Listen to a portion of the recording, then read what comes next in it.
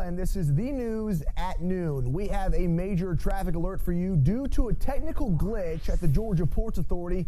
Happening today, Anitra Hicks is headed back to the courtroom once again. She's accused of killing her newborn child and then putting that baby in a dumpster.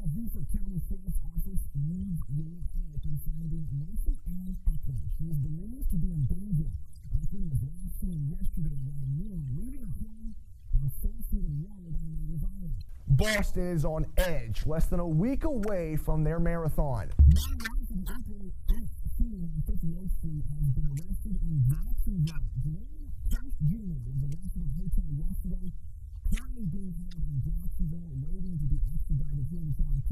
There will be a Board of Education meeting today in McIntosh County where they will most likely be discussing the recent arrests of several administrators, including the superintendent, all charged with failure to report child abuse. Their arrests are connected to a teacher arrested last month, Lori Quigley, the math teacher at McIntosh Academy who was charged with sexually assaulting some of her students. The price of beef is higher than it's been in 2 decades. Shoppers and vendors here are feeling the pinch.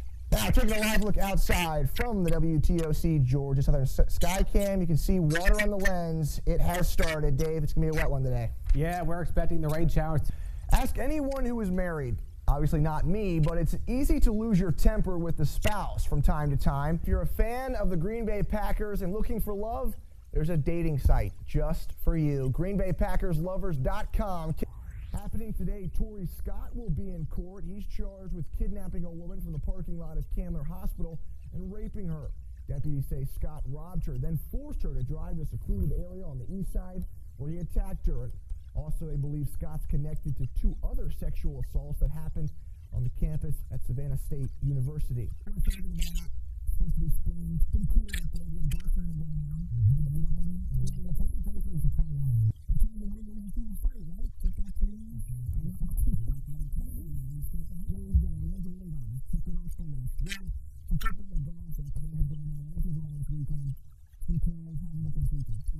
You can see for yourself here 2 bullet holes in this door. Evidence of the 3rd shooting in 3 days, where police were working all morning after 2 men broke in and tried to steal a car. You can see the roof of this mobile home ripped off and thrown to the ground. Tropical storm Andrea has come and gone, and it did, as predicted, bring some rain and winds. These 2 spots mark the front tires. Police responding to what they thought was a crash, but when they looked inside, they saw a man that had been shot.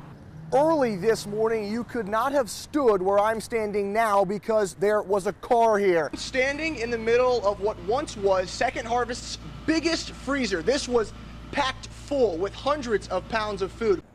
Some folks in Jessup having to deal with this. Streets completely underwater, and in some cases, that water got into people's homes. See, take a look behind me. That's just one of the semis that was involved in this crash. When people grab whatever clothes they can find to try and stay warm. Thousands of people this morning came outside and hoped their car would start. Take a look here. This is the old vest that they used to use, and then this is the new vest they were just given. You can see the obvious size difference between the 2. You can see all the damage yourself here at the Crown Villa Apartments over in Georgetown. Families now homeless for the holidays, but a community is rallying to help. It just exploded, so it was pretty serious. What started in one unit of this apartment soon became massive flames. 50 firefighters working for over an hour to get everything under control. And there was just one flame in that very first complex. And then 10 minutes later, it just took off all the way down the complex. Fire trucks came here, everybody was coming out. People from across the street, people from neighborhoods across, everywhere. The good news, everyone got out. The bad news, there's not much of anything left. I've never seen a fire deteriorate something that quick. I mean, it's crazy. Everyone in those units, including the property manager, now have no home, and many of their belongings are gone. I could feel the heat. I could feel the mist from whenever the firefighters were trying to put it out. I could feel the mist from the water. The community is trying to help. The Red Cross doing what they can by helping the families with temporary funds and shelter. Ben Williamson, WTOC News. Well, just something I had never done in my life before. I enjoyed it. For Ella Passmore, age knows no limits. She's got it in her head that everybody else is old except her. Whenever she would go to visit her in the nursing home, she says, man, I can't stand to go into the dining hall with all those old people. And he said, well, Grams, you're the oldest one here. Miss Passmore just turned 106 years old, and to celebrate, the folks at Coastal Electric and her family wanted to let her try the last thing on her bucket list, soaring high above the earth in a hot air balloon. She waited patiently until it was her time to fly, and with her granddaughter next to her, she took off.